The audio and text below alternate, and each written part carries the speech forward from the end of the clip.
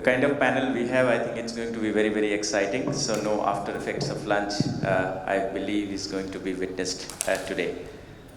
And I'm a little bit of confused because we are going to have only 1 hour, and getting insights from such amazing panel is going to be very challenging task for me. All of us who joined the workforce maybe in the last decade, we always thought about, this is very exciting times in which we are living. But if you track the situation, whether it is geopolitical situation or economic situation, things are getting more and more exciting with time. So, and also emergence of alternate powertrains, whether it is flex fuel, ethanol, methanol, CNG, electric mobility, things are even getting more exciting within the automotive industry as well. Let me briefly introduce the panel. We have Abhishek Sahi, representing Honda Cars India Private Limited, heading the procurement department. Then we have the Uday Narang, chairman of Omega Siki Mobility. We have Mr. Jindal, Ajit Kumar Jindal, representing Tata Auto. And we also have Arvind Gupta ji, who heads indirect purchase, and comes from a very extensive background of dealing with procurement, not only with India, across the globe. So thank you very much, all of you, for joining the session today. When we talk about alternate powertrains, I think majority of the discussions nowadays are drilling down to electric mobility. When we talk about electric mobility, we definitely have to talk about the entire supply chain. When we talk about the supply chain, it mostly drills down to the batteries, because still, despite huge cost down, price reductions in global markets reflecting to India as well, batteries are still 40% cost contribution minimum for a passenger car maker. When we talk about batteries, I think there have been a lot of talks, a lot of plans by automotive OEMs, suppliers, as well as the policymakers in terms of making local supply chain robust. And then we also talk about anode, cathode, electrolyte, all those kind of things. But if you look at the cost contribution, cathode is like 35 to 45% of the cost contribution, followed by anodes with 15%. Then you have current collectors, graphite, electrolyte, etc. with 10%, and the housing contributes again only 10 to 15%. Most of the things are not in a very good situation in India, other than maybe anodes and separators. So I would like to ask my first question to Abhishek ji, because he is representing the automotive OEMs in India, one of the topmost globally. That in your experience, Abhishek ji, how has been like the change in terms of the adoption of alternate powertrains to begin with? And then when you talk about alternate powertrains, what has been the situation about the entire supply chain related to electric mobility? We are going to focus mostly around the electrification. And what are the choices and challenges for any automotive OEM has in India as of now? And then we will go deeper into it. Thank you, Pratish. As a car maker, last 4 years has taught us a lot of learnings. It started with, as far as supply chain is concerned, 2021 taught us the great challenge of semiconductors. And so as an automaker, when we talk about electric mobility, semiconductors play a huge part. So it is almost 3 times of a conventional car.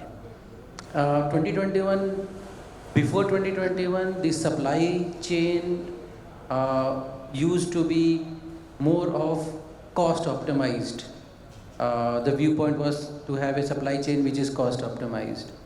Post 2021 and COVID era, we shifted our focus towards more on the risk optimized supply chain, whether it is semiconductor or battery or now recently new challenge on the rare earth. So there is a big focus shift on the way we look at our critical supply chains.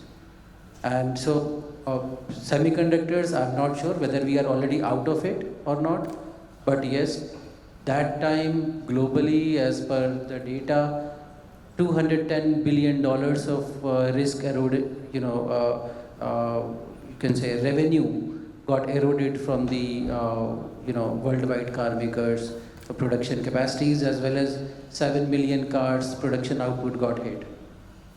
On the battery part, yes, we are still in the middle of it.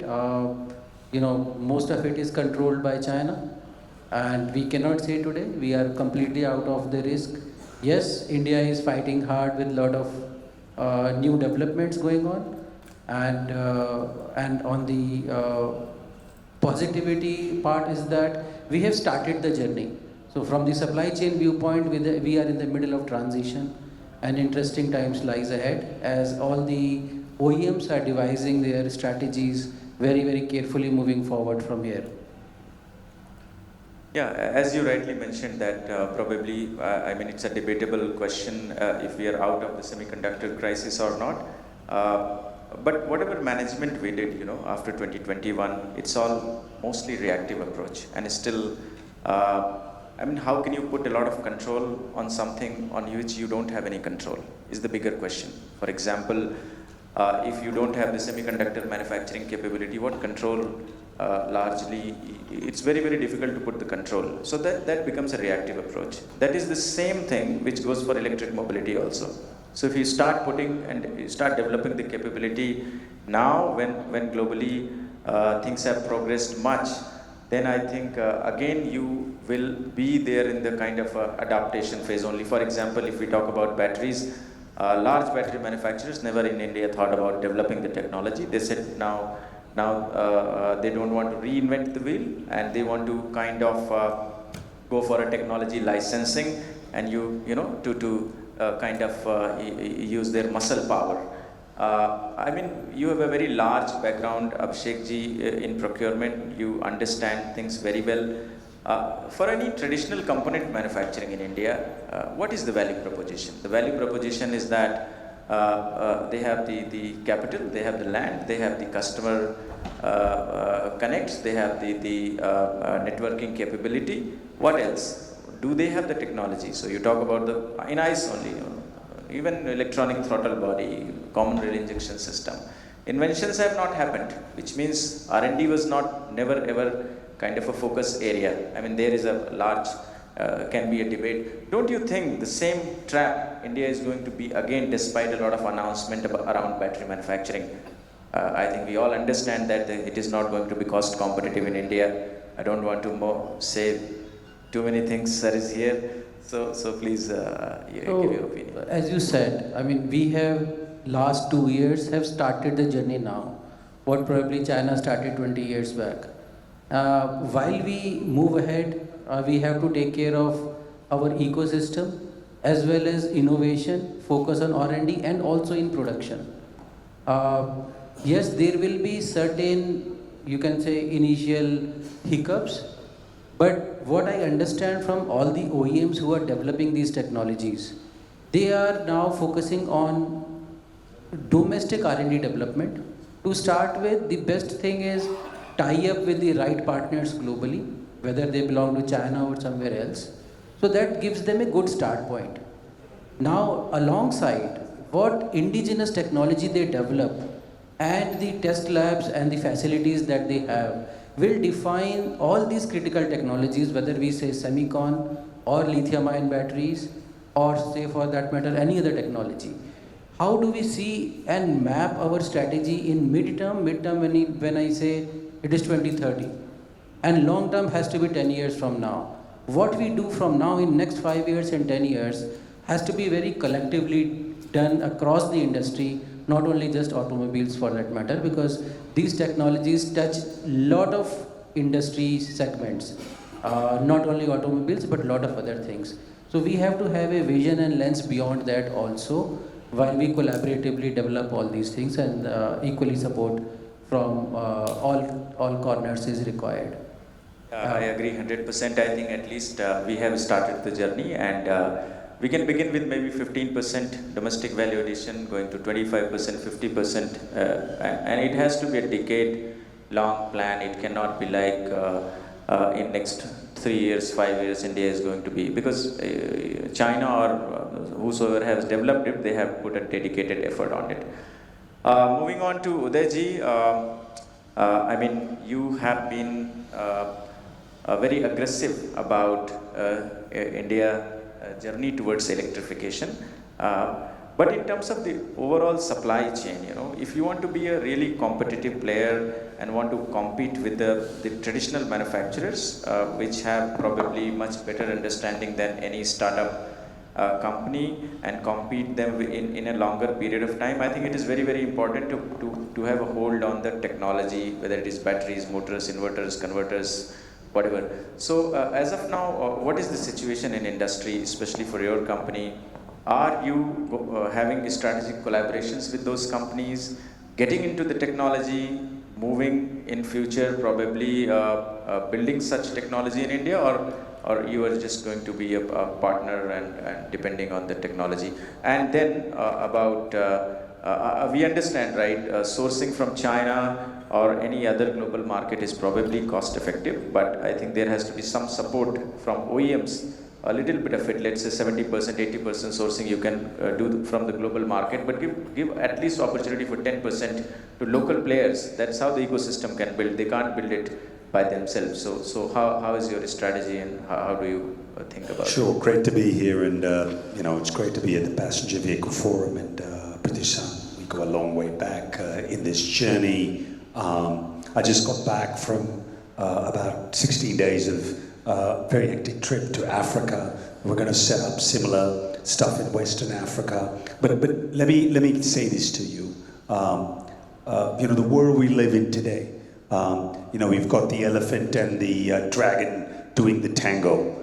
You know, we've got the Indias and the Chinas now dancing together. When we started this journey, it was different, right? Today it is different. The technology is changing fast. The customer demand is changing fast. We've got people on all ends in the EV business. And I'm just giving you a little bit of background on what you answer. We've got the Europeans who are not clear how you know, EV is important or not. You're seeing some of the bigger German manufacturers pulling back from EVs. You've got the United States that is now, you know, depending on what side of the bed somebody wakes up, you've got a new idea, you've got a new tariff, you've got something else. You've got, you know, we have a lot of Japanese history between us and you. The Toyota is talking about hybrid, they don't talk about EV. I'll be honest with you, if I look at the latest two-wheeler, I was just looking at the two-wheeler numbers before I came in, Honda has beaten Hero in the ICE two-wheelers last month. Big change, right? So they've made the mark. But on EV, you know, you're seeing a different group of players, right? So there's a very divided house. I think India has made it clear. Look, the Chinese on EV, whether we like to hear it or not, man, they are so far ahead. I mean, we don't even want to talk about it. They've got factories making vehicles at night. They've got robotics. They've got a level which is completely different. Now you come back to us. India, I think we've got in the two-wheelers, the three-wheelers, I still believe in the one-ton trucks. In the passenger vehicles, it will take time. It will take time. I don't think it's happening. I think, you know, in trucks, I do believe, you know, the government has been a bit slow. You know, I think they have not been as aggressive. I think they've lost the wind. You know, that was there earlier. You know, 500 crore line is nothing for trucks, especially the bigger trucks. But I think the industry is working on it. Coming back to you on the supply chain. Supply chain is an issue. The cells come from China, no matter what you do, right? A battery is a commodity, right? To compete, to build cell plants here. I mean, let's be honest, the PLI scheme, they put names of people, I don't even know if they know how to spell the word B in battery or anything. I mean, they just got into the PLI scheme. How many people have actually executed on the PLI scheme, right?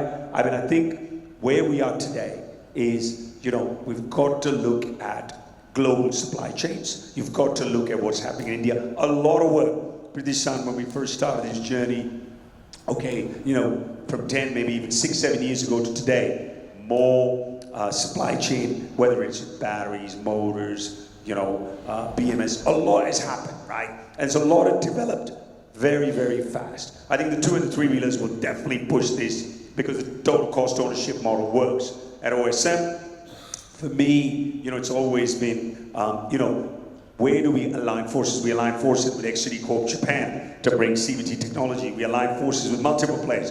Does it mean that we wouldn't do it ourselves?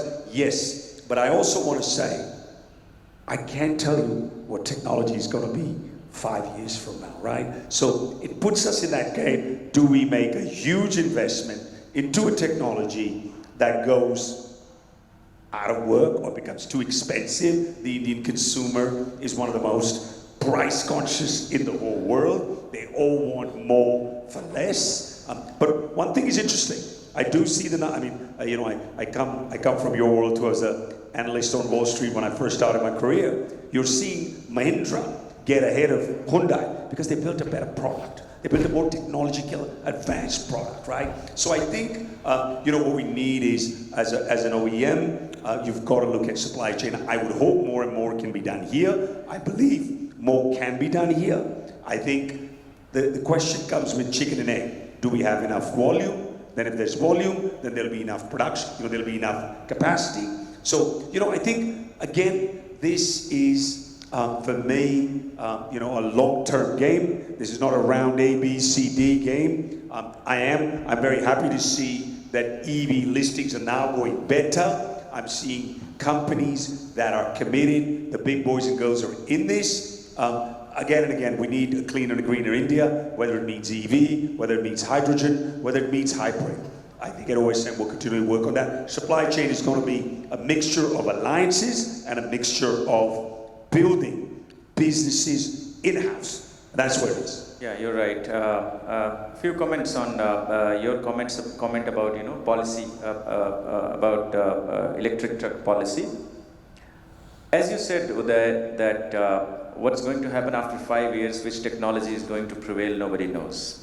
So I think for the policymakers also, this question is still very relevant. And in my opinion, my observation, government will first put any policy as a pilot. For example, when FAME came, industry branded it as not a very successful scheme, but obviously I think that is the reason why we are here today and discussing a lot. It brought a lot of awareness. So maybe after 500 crores, if it works or if it doesn't work, there will be a course correction and next phase of the scheme. And obviously it's a long-term game.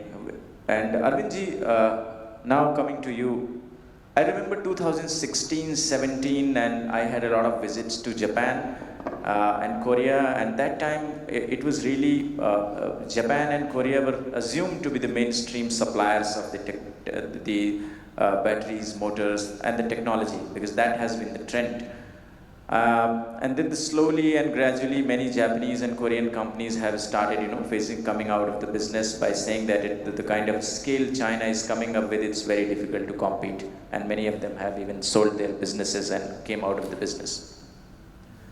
So what happened in your opinion, because you have seen the market globally, how the entire dynamics changed and became concentrated to China? Obviously they were very clear in terms of either having a control on production.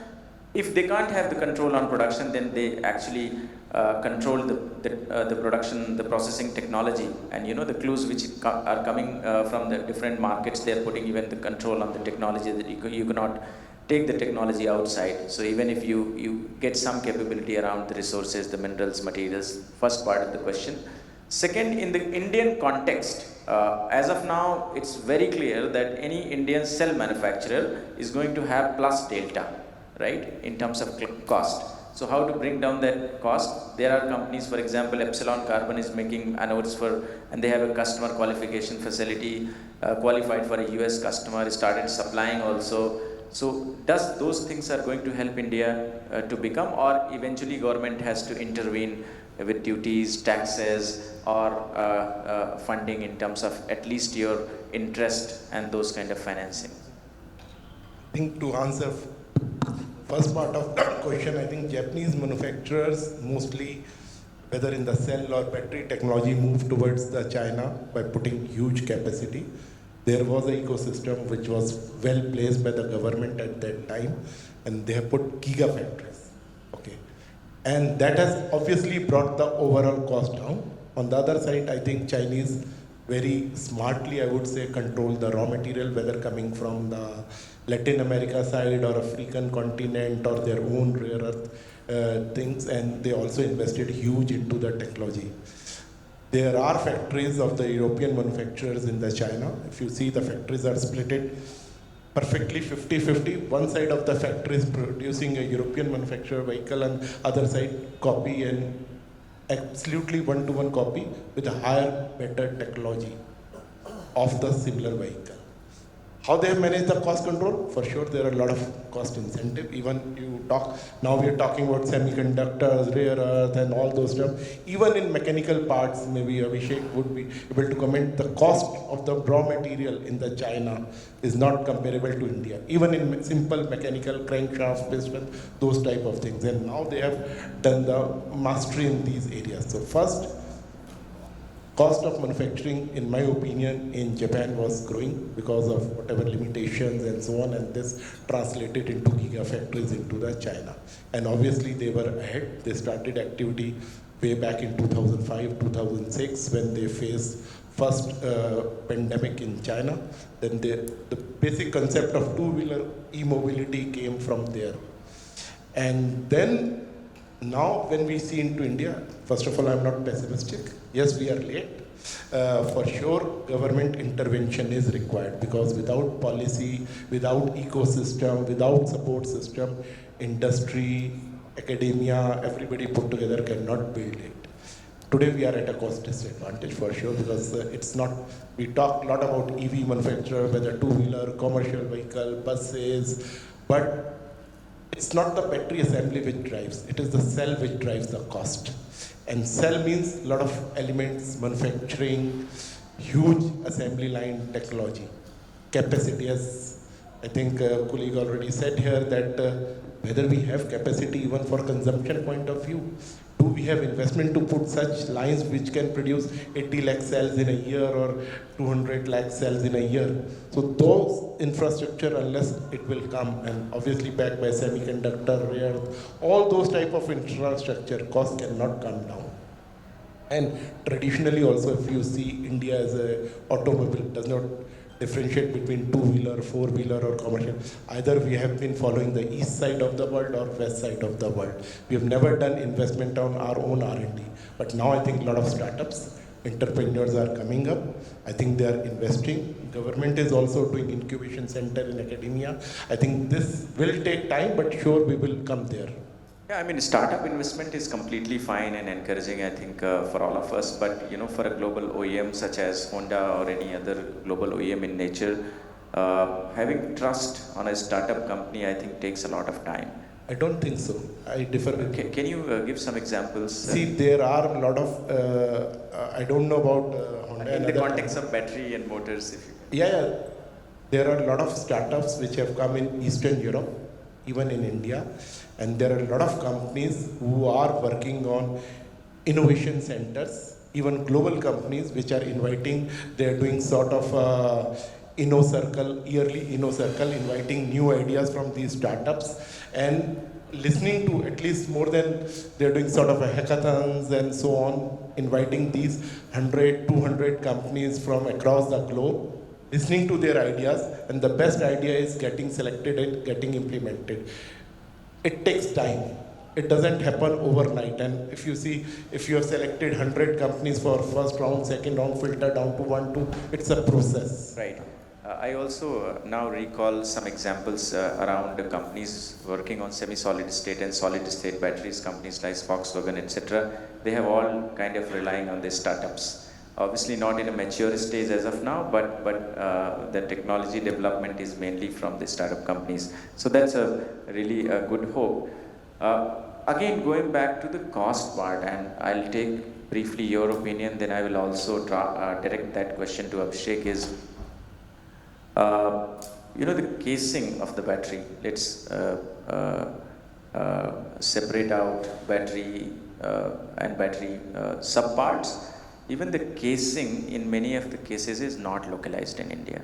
It does not mean that India doesn't have the capability to make those cases, right? The battery casing, but mainly because of the cost benefit, most of the companies, not all the casing. For example, if you are making a casing for a different type of batteries, which goes into different models, sometimes they are again imported. So how to change this situation if a battery manufacturer or a casing manufacturer is expecting that OEMs are going to give 10-15% more additional, they are going to take additional cost burden. Obviously it's important, but sometimes decision making happens based on quality, cost, delivery. So how to break that kind of a situation, and if my hypothesis is correct, otherwise you can make.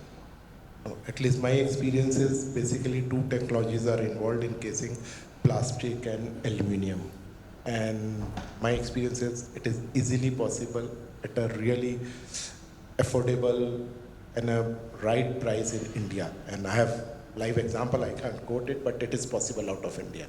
And people are doing it. It is not that people are not doing it. It's only initial investment in tooling, because battery assembly line, if you see, it's a quite complicated infrastructure. You need really high accuracy, so you need to put some initial efforts there, but I think it is possible.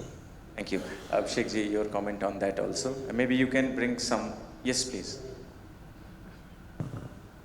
I think what I agree that, and I can tell you very clearly from Tata Autocom experience, that we are making battery packs, and except for battery cells, everything can be localized, and we have already localized. And so many cars which you see on the roads of India, they are all with localized battery packs. Almost every content of battery pack is localized. Of course, if you may talk about some contactors or some special components, they may still be coming from outside, but most of the other mechanical components, casing, in fact, there are some innovations done that whereas the originally Chinese designs were sheet metal or aluminium, we have converted some of those components to even composites to gain on the weight side. So from that point of view, I think there is a lot of development has happened in India in terms of localizing these components. That's really encouraging to understand. So if Tata, I'm sure you're referring to your joint venture with Goshen, right? Those batteries. So if only it is the cell, then I think slowly and gradually we can move towards cells. And I gave some examples of the companies like Epsilon has for their graphite-based anode materials. They have qualified now with a US customer. So probably those things also will start happening slowly and gradually. So we have a very good hope in next 10 years. Before I come to you, one more question to you, that like in this entire process, we have been discussing about, part by part as of now, but what is your opinion about, collaboration?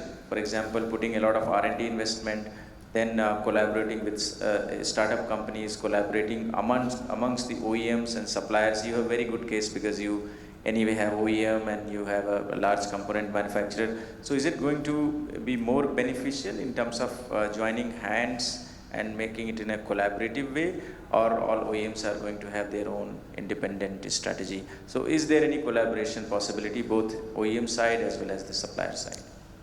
Yeah, I think the collaboration is anyway the need of the hour or the way forward only. Because without OEM and the component or system supplier, their collaboration, nothing can go forward. Nobody can work in isolation. So this is the need for doing this much more than what we are probably doing today is the real question. See, many even at the OEM level in India today, a lot of because you have to fall in line with what is now global practice. So you have to be all, even Indian cars or even trucks or anybody, any vehicle which is made in India has to be the global standards. Those days are gone where you could have a very old technology running around in India, whereas globally things have moved much faster and much ahead. So one point is that all vehicles which are being produced in India are almost the level of global technology level. Yes, there could be features which maybe are something, or maybe the high-end features, maybe we have still to catch up on that level, but most of the same level are, I think, equal to this. So to achieve that, all the component suppliers have also to come up and rev up their R&D and investment in R&D and upfront development of technology. Because the way the OEM industries, vehicle industry is progressing is that they want not the component supplier or build to print supplier. They want the system suppliers. They want the suppliers who can contribute in the design. What we call as today as a FSS suppliers, full system support suppliers. That is what is the requirement now. Yes, some suppliers in the country have really come up to that level, but large suppliers are still probably have to depend upon outside consultancy or collaboration with the design houses like AVL or even the other technology suppliers. But the real way forward is that all the even component or system suppliers should really rev up their R&D. So I can give you the TACO example. Batteries and motors we started with to do a jump start, as you can say, with the collaboration route. But what we have adopted approach is for the remaining power electronics, we do all own design and development within ourselves, within our own group companies.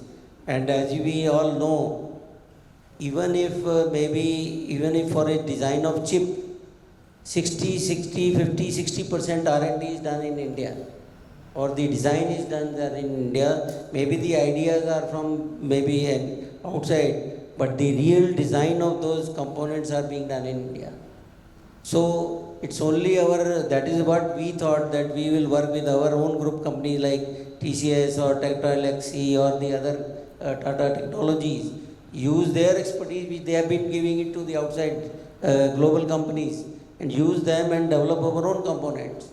And I can tell you that we have developed all now onboard charger, off-board chargers, DC-DC converters, which are the power electronics, which are apart from motor and battery.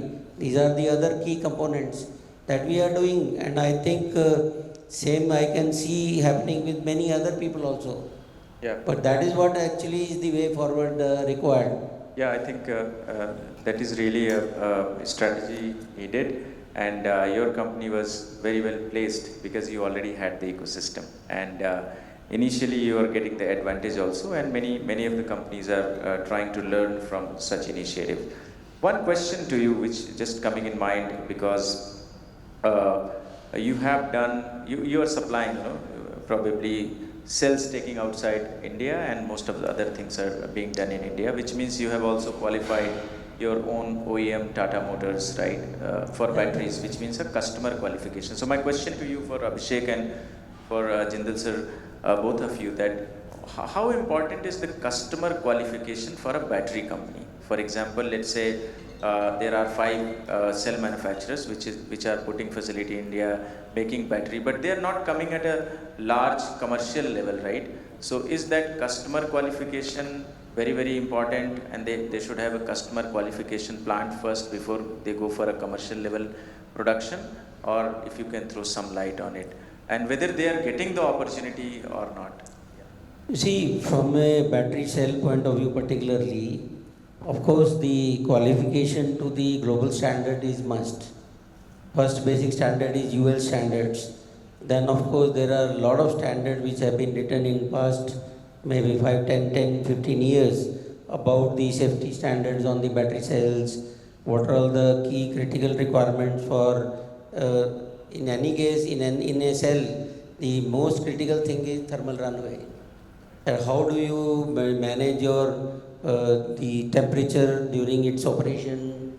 How do you manage your manufacturing that you don't end up having any thermal runaway or any short circuit. So there are a lot of design guidelines, there are test methodologies. And how much time generally it takes to qualify a customer? Generally, if your one is the cell qualification takes around a year or maybe more to even prove that what the cycle life on a cell manufacturer is confirming. It may take even more than that. Maybe and largely maybe in the beginning people spend 2 years or 3 years, because if somebody is committing 3,000 cycles, it will take almost 3 years, 2 years to even test those cycles. Even Right. now the cells are going up to 6,000 cycles. So people, the manufacturers who have got a past experience, they can extrapolate, but certain minimum cell testing they have to do. Yeah, actually, my question came from the input from Arvind ji that there are a lot of new companies are trying to build such things, right? Maybe they don't have past experience. They are building the technology. At the same time, let's say if it is a anode, then battery company becomes your customer, and if it is a battery, then OEM becomes your customer. And if both of them are really new in the field, then it might take more time, right? So Arvind ji, your just some I just observation. want to add one thing. I think my knowledge is, I would like to stand correct, cells are produced very standard. Okay, these are not OEM specific cell. How you make the pack, how do you do the layout, that drives your vehicle battery specification. It is, at least this is what I know. And if you go for a warranty and other things, they only offer you very standard 1,000 cycles or 2,000 cycles type of warranty. And if you want to translate into your vehicle warranty that I want to give 20,000 kilometer, 40,000 kilometer, whatever, on battery pack or on battery, then it is something which you have to do your own calculations. Same question to you, Abhishek. So and Rajiv. can I add to this? You see, the cell, if you go deeper into the chemistry of the cells, even if you change a raw material source from A to B, you have to do full qualification. So that way the cell qualification takes a lot of time. Yeah, I mean, Cell first you have to be qualification takes a lot of time. sample, yes. The battery pack testing is a relatively shorter period of time. Right. Battery pack, probably once you design and test it, you can finish all your tests in maybe 3 to 6 months time. You can do all that test. Right. Of course, the cycle testing will take long time. As I said, by even a calendar month when you want to do 3,000 cycle. But there people can leverage their testing. Nowadays, a lot of software are also available where you can do some predictive testing based on shorter testing. You can do some prediction of the cycles, but ultimately end result is that you have to do Correct. test. Yeah, this question is for both of you, Abhishek and Udayji, is that starting with Abhishek, so eventually everybody intends to source from domestic market, right? Wherever you are. So that is the case in India also. Every OEM probably at least doing studies about identifying the opportunity and crack that question by when we can source from Indian battery manufacturer.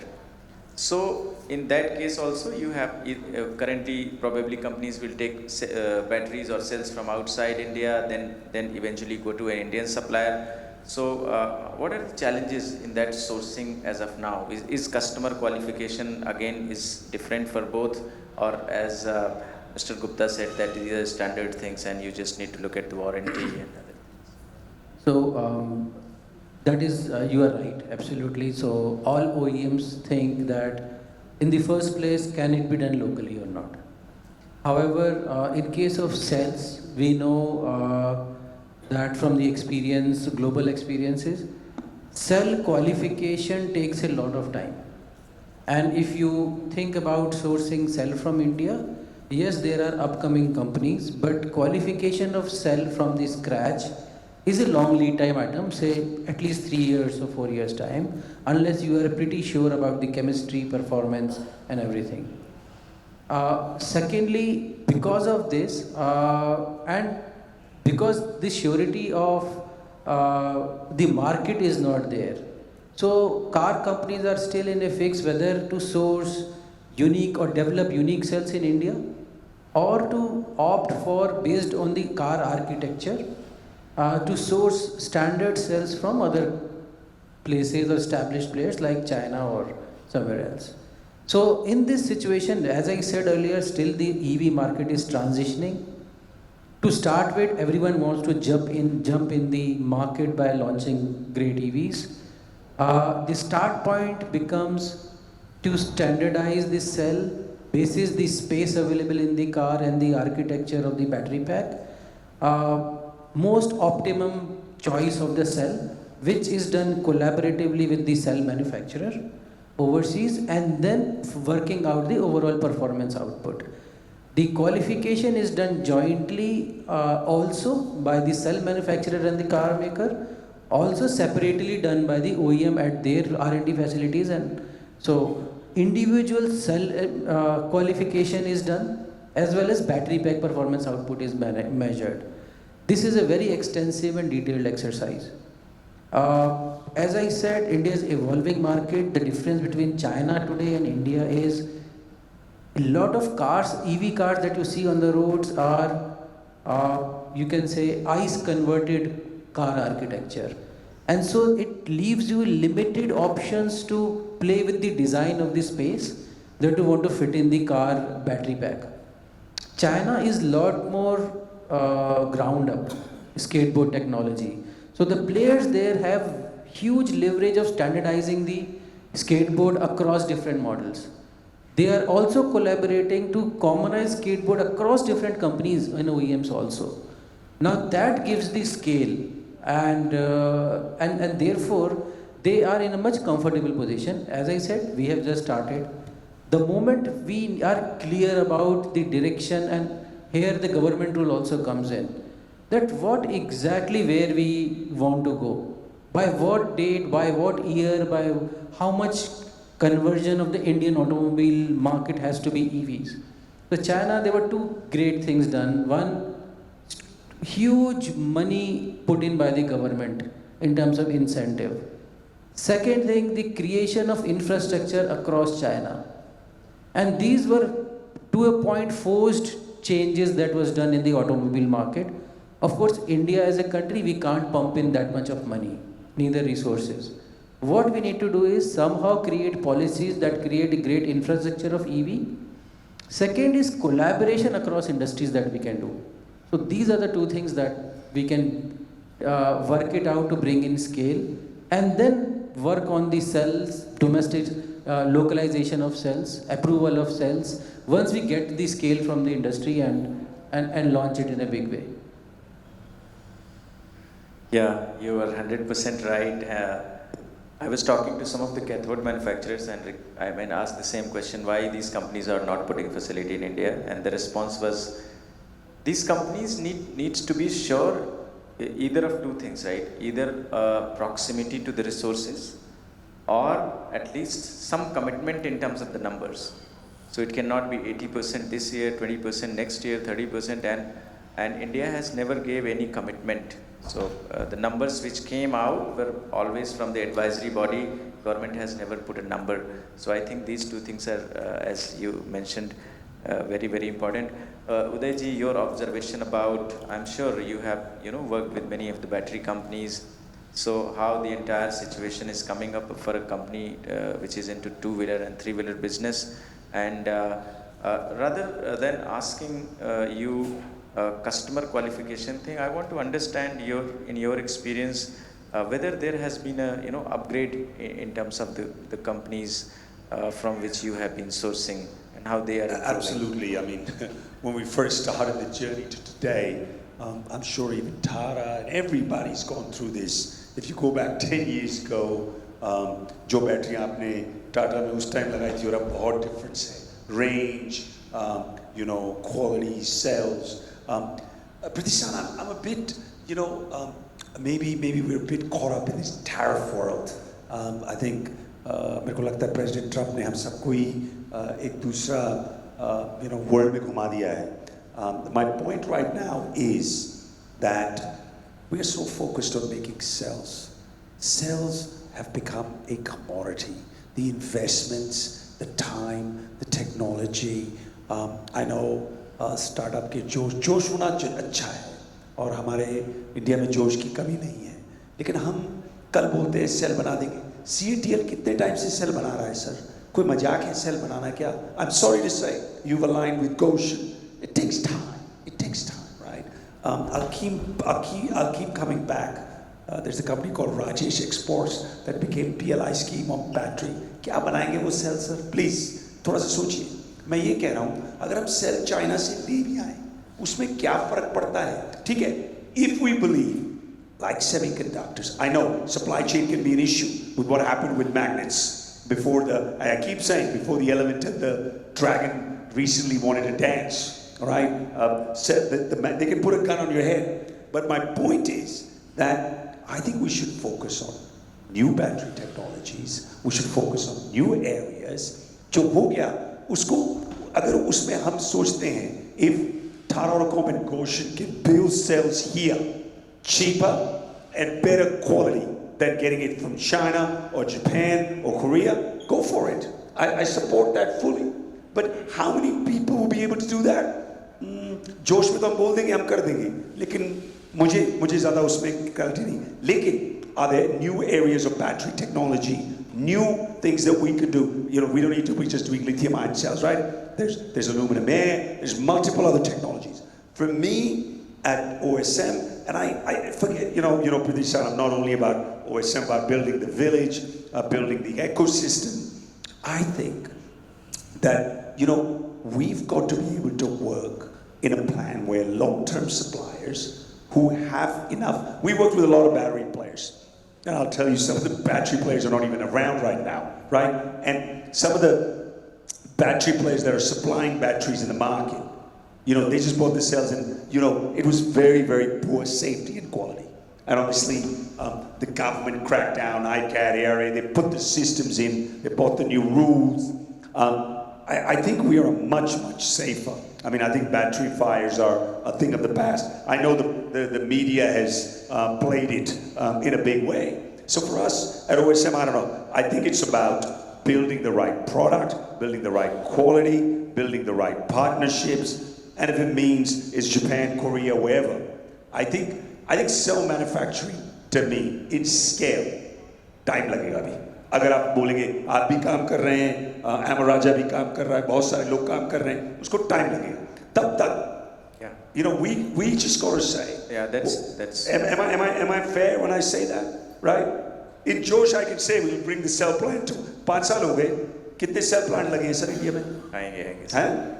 मैं negative नहीं हूँ, मैं ये कह रहा हूँ अगर कहीं से लेके आके. I got it. Huh? So yeah, I think it's a very good viewpoint. Obviously, whatever points we are discussing, I think because the industry is evolving, so everything is debatable. What is the right path? 100% correct has not been identified and very difficult to identify in next decade also. Now I think we have limited time, but I wanted to touch upon the tariff part also. For example, graphite-based anodes. Now US has put 160% import duty from China because they were not. They said that the fair pricing was not done by China. China restricting the graphites to supply to US putting 50% tariffs to India. Things are changing a lot, and policy also has to change. So we talked about battery manufacturing. There are issues because mostly it's costly to make cells in India. In other parts of the value chain also there are issues. I just want all of you because we have been somehow saying that government should come up with better policies. So one policy suggestions in 30 seconds probably starting from Abhishek, which makes things better in the industry, and then I will open up it for the questions, and we will have minimum 5 minutes for questions. What I anticipate as far as cheaper cells in India is concerned, it is going to be relative. It is not my suggestion, but what I anticipate from a lot of other things that is happening in other commodity, that after some of the factories start up in India, there is going to be some duties imposed on the import of cells from China. I have heard this from a couple of other sources also who are in the same industry. So that is one thing. As an OEM, we should start parallelly evaluating the other options also if that happens. The second suggestion or second such thing that I would like the industry to do is through the government policy, if we can standardize the cell specification in India. Standardization and utility, maybe not in cars, or maybe it has to be in power backups, maybe in commercial vehicles, or maybe e-auto rickshaw. Those things will bring scale across the industry, and that scale might push cost lower in production, because the gigafactories that are coming up, whether it is Exide, Amar Raja, Agartas, or whoever, their factory outputs has to be fully utilized. To utilize them, we need to work on certain policy changes, standardization of cells across the industry, and also certain duties that I anticipate will come in 2026 or 27. I agree on the same. Only please allow me to comment on your observation on standardizing the battery actually. Niti Aayog took a very good initiative of coming up with the battery swapping standards. And every stakeholder was invited, everybody discussed, communicated, and they did it in a very, very structured way of things. Everything was fair. And then there was a huge oppose from the industry, because they said it's all fairing to one OEM standard, 16, 17, 31, you know the name. Then Niti Aayog gave them the option, to industry. Then why don't you come up with the suggestion that what should be the standard? So now, because every company is playing in a different area and any kind of battery they are putting, right? So it becomes difficult. But yes, I think it's a very, very good idea. Now moving on, Uday, to you. I understand your opinion about PLI scheme, but if you have any suggestions other than I only that. have one suggestion. Let's put India first. मैं आपको बार-बार बोलूँगा, भारत को आगे रखते हैं, ठीक है? Battery standardization. I have my views on that. It should have been, but it didn't happen, right? That's why India is not first. It's me first, right? I think we have an opportunity to build this country into a really powerful force. I want to see only one thing. I see green plates, or with hydrogen they're saying blue or green plates. I want all of that, right? And I want it in tier 2, 3, 4 cities. And I think the only way, let's align. Whether it's aligned together, whether it's aligned internationally, I keep saying, let's put India first. यहाँ पे round A, B, C, D में बहुत दिमाग चल रहा है, लेकिन India को पीछे छोड़ रहे हैं. And I think the big boys and girls are in the game. And it's really, I'm really happy. इतना काम नहीं भी हुआ, लेकिन बहुत काम हुआ. Tata, Bajaj, Mahindra, Volvo, BMW, everybody knows this is important. And for me, if I can play a small part in this journey and I put India first, I think that's most important for me. Thank you very much. Thank you very much. Mr. Jindal, please.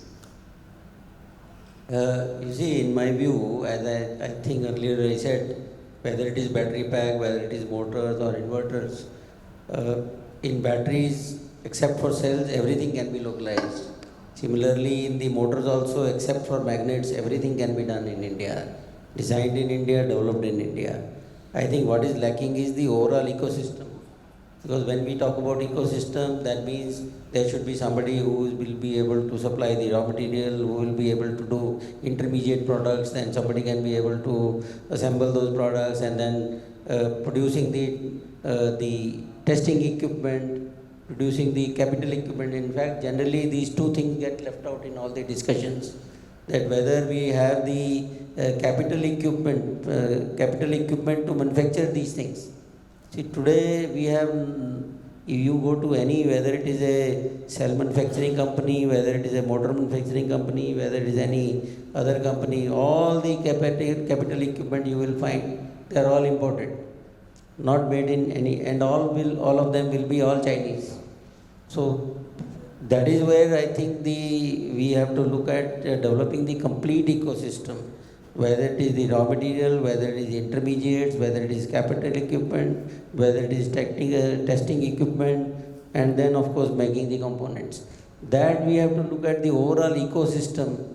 That will in fact spur the whole development of, many people will come forward to make cells. We are talking about cells, we are struggling with even one or two, whereas in China there are more than 150, 160 cell manufacturers. They are, because they are leveraging, it is like a cycle industry there. Yes. People leverage the small manufacturer for the components and system, whatever goes into finally making the cell. So something I think the major focus has to be put on creating the ecosystem around the whole EV development. Because we did for motors. Because if you have to make a motor, there are so many people who have to really contribute into Correct. making motors, inverters, power electronics, capacitors, active, passive components. So all of those things have to come together to really make a product.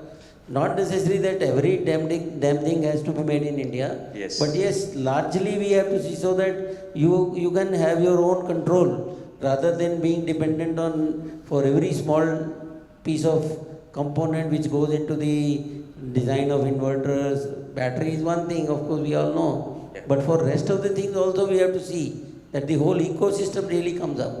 Thank you, Arvindji. I think it's already said we need to have a ecosystem because we are focusing on cells, battery packs, but even connectors we are importing from China or European countries, and to my knowledge even we don't have even properly specified connector for India as a country.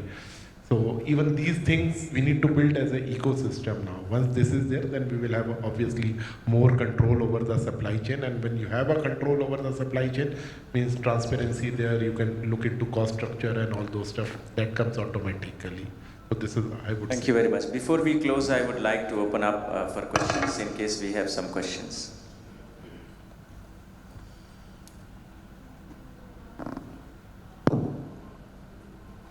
Anyone, any questions we have? I think the session was really informative and brief. I think everybody's understood it so well. So, thank you so much, gentlemen. Thank you so much. It was an insightful discussion. A round of applause for all our panelists up here with us. I request you all to please join us here for a group picture. Yeah, before I close it, before, please allow me a minute. I think it was one of the finest discussions I ever had because of the knowledge of the panel members. And one thing is very clear, I think eventually we debated, and eventually in the end, all of us concluded that, it's all about control. So if we are bringing everything from outside, then we don't have any control. And if we don't have very control on it, we are prone to suffer. So as much as possible, we should develop our own capability, but operate in a global system wherein we take the benefit of what is developed and developed outside as well. So thank you very much for your patient hearing. Thank you.